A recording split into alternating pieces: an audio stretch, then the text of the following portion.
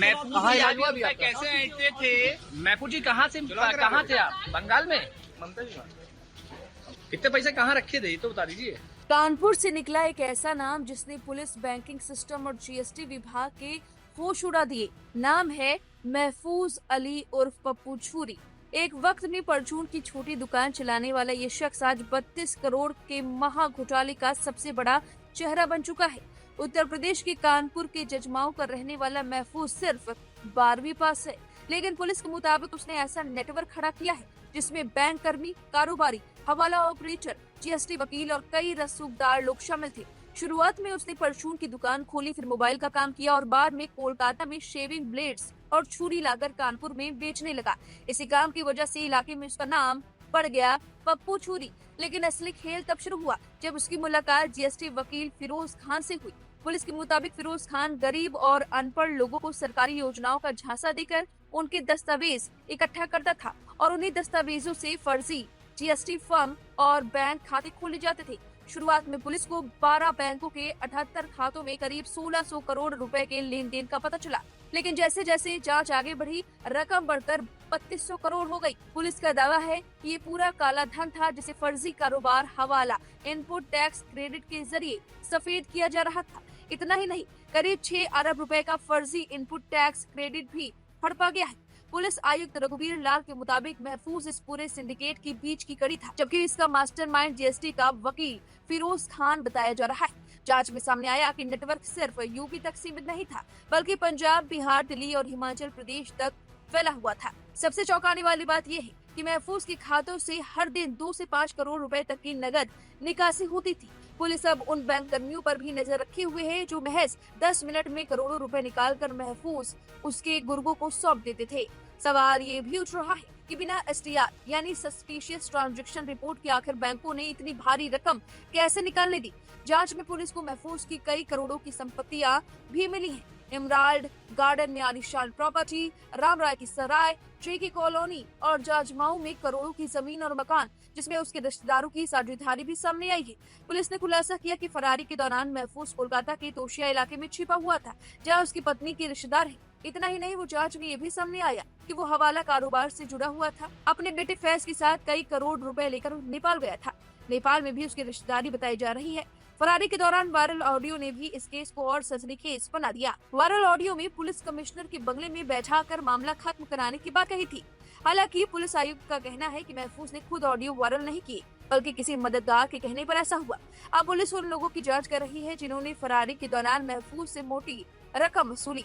शुरुआती जांच में पुलिस महफूज को इस रैकेट का सरगना मान रही थी, लेकिन गिरफ्तारी के बाद कई बड़े नाम सामने आए। टेंडरी कारोबारी, स्लॉटर हाउस मालिक, स्क्रेप व्यापारी, बैंक अधिकारी और हवाला नेटवर्क से जुड़े अब जांच के घेरे में। अब सबसे बड़ा सवाल यही है कि क्या 3200 करोड़ के इस खेल का पूरा सच सामने आ पाएगा? क्या सिर्फ महफूज ही आरोपी है या फिर इसके पीछे सफेद पोशों का और भी बड़ा नेटवर्क छिपा है?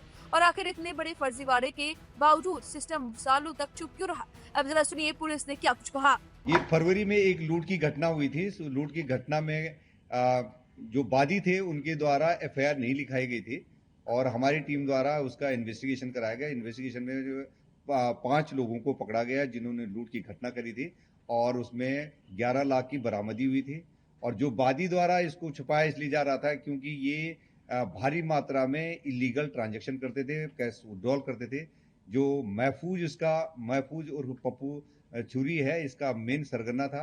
ये कई भोले भाले लोगों के अकाउंट खुलवाना, लोन दिलाने के नाम पर, बीमा बनाने के नाम पर ये इनके अकाउंट खुलवाते थे, फर्जी जीएसटी फर्म रजिस्टर कराते थे और ये चाहते थे कि ये बात पुलिस तक न पहुंचे, पुलिस इन्वेस्टिगेट न करे। हमने पूरा केस का इन्वेस्टिगेशन करा। इनके परिवार के सहित 68 खातों का हम लोगों ने इनके ढूंढे। उन खातों में करीब करीब 3000 करोड़ रुपए से ज्यादा का ट्रांजैक्शन पाया गया है और इसमें जो बोगस जीएसटी फर्म बनी हुई है उनकी जांच पड़ताल की जा रही है।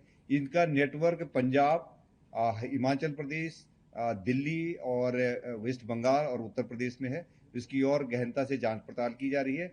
जीएसटी के अधिकारियों की भी इसमें मदद दी जाएगी और इनकम टैक्स के अधिकारियों की भी इसमें मदद दी जाएगी। इनके द्वारा, महफूज के द्वारा जो फर्जी एपीएमसी के जो सर्टिफिकेट बनाए गए थे, जिसकी वजह से ये भारी मात्रा में पैसा विड्रॉल करने में कामयाब रहा है। और इसमें जो पूछताछ में सामने आया है कि स्लॉटर और स्क्रैप व्यवसाय से इसका पैसा जुड़ा हुआ है। ये शुरू में आपको घटना का मालूम है कि लूट की घटना हुई थी, लूट की घटना हुई थी, इनका पैसा लूटा गया था और वो हाँ, इन्होंने पहले इन्होंने 50 लाख बताया, फिर इन्होंने 40 लाख बताया, फिर 25 लाख बताया, फिर 8 लाख बताया, फिर आकर के बोले कोई लूट नहीं हुई। ये आपको पता है, आपके टीवी चैनल वालों ने इसको कवर करा। लेकिन हमको जब दो लोग इंजर्ड थे, हमें तो लग गया था कि इसमें कोई ना कोई घटना हुई।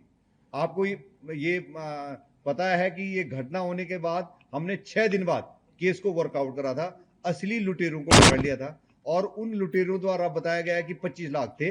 25 लाख रुपए में से याद होगा आपको, हमने 11 लाख रुपए रिकवर करे थे और 25 लाख ही उन्होंने बताया। यद्यपि इसका कहना है कि जो एक बंदा इनके साथ जो बीच में जिसके साथ इसने पैसा दिया वो ज्यादा पैसा था, परंतु जो लुटेरे पकड़े गए थे उन्होंने केवल 25 लाख बताया गया था। महफूज उस समय पहुंचा था, महफूज के साथ पूछताछ भी हुई थी। महफूज ने बोला ये लोग गलत बता रहे हैं, ये ऐसी कोई घटना नहीं हुई। इनका पूरा केस ये था कि ये था कि ये केस खुले ही नहीं। अगर ये बात सही थी कि अगर पुलिस लूट की विवेचना नहीं करती तो शायद महफूज जेल नहीं चले जाता, क्योंकि इतनी ज्यादा जानकारी नहीं होती। और हम लोगों ने उस लूट के सारे बैंकों के रिकॉर्ड के आधार पर ये पता लगाया ये बहुत बड़ा रैकेट है, इसमें काफी जो है पैसों का लेन देन हो रहा है। इसके आधार पर जो है 5 लोगों को जेल भेजा जा चुका है।